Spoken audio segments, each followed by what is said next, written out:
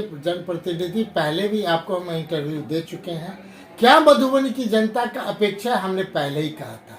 अगर प्रधानमंत्री जी पर सही कोई एडवाइजर होता बिहार का, चाहे बिहार के दोनों डिप्टी सीएम होते, वो पार्टी होती तो बताती कि मधुबनी तो जा रहे हैं, त्रिस्तरीय पंचायत खोखला पंचायत साबित हो रहा है। एक मुखिया, एक जिला पार्षद, त्रिस्तरीय पंचायत के लोग, अर्बनाइजेशन, अर्बन में लोग ठगा हुआ महसूस कर रहे हैं। एक एक वार्ड काउंसिलर ठगा हुआ महसूस कर रहे हैं। मेयर, डिप्टी मेयर हम समझते हैं ठगा हुआ महसूस कर रहे हैं।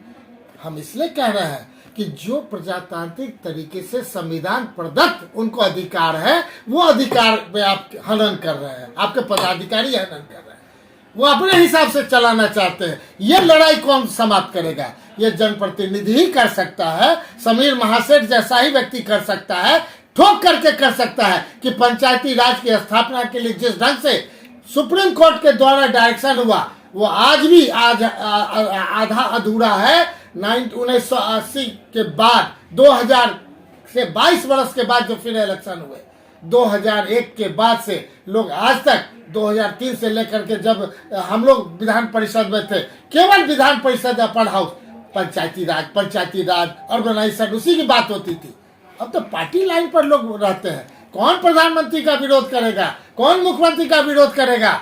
हम लोग उसमें से थे कि हम जिस जगह से आए हैं त्रिस्तरीय पंचायत का, उसका बात हम रखेंगे, उसका मानदेय भत्ता का सवाल रखेंगे, उसका अधिकार का सवाल रखेंगे। या बोलने वाला कोई नहीं है। सब अपने अपने नेता का चेहरा देख रहा है, डुगडुगिया बजा रहा है।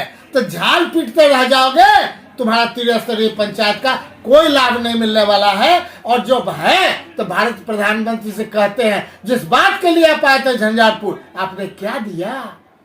आप ही बताइए। इस 16,000 या 13,000 करोड़ की बात करते हैं, ये पाइपलाइन का जो चीज है, इरिगेशन की बात करते हैं। कौन सा इरिगेशन?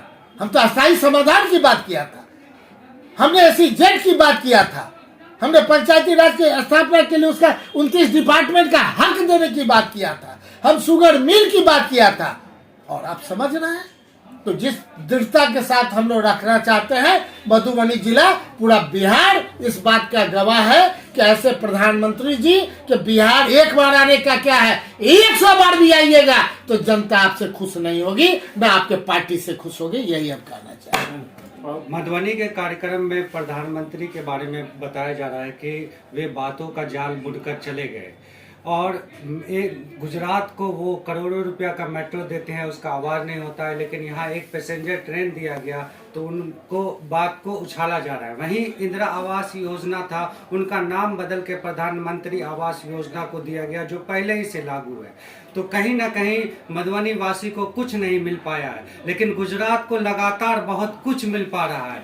तो ये बात मधुबनी को कैसे समझना चाहिए? आप बताइए ना, जब गुजरातियों को बिहार से जो लेबर मिल रहा है सस्ता, जो वही लेबर मुंबई में काम करेगा तो 40,000 लेबर को मिलेगा, उसको मात्र 12,000 15,000 में काम करवाता है, मिनिमम वेजेस भी नहीं देता है, बिहारियों के साथ इंजस्टिस करता है। लेकिन बिहार के मुख्यमंत्री जी, भारत के प्रधानमंत्री जी यही रोजगार दे करके हम क्या करें?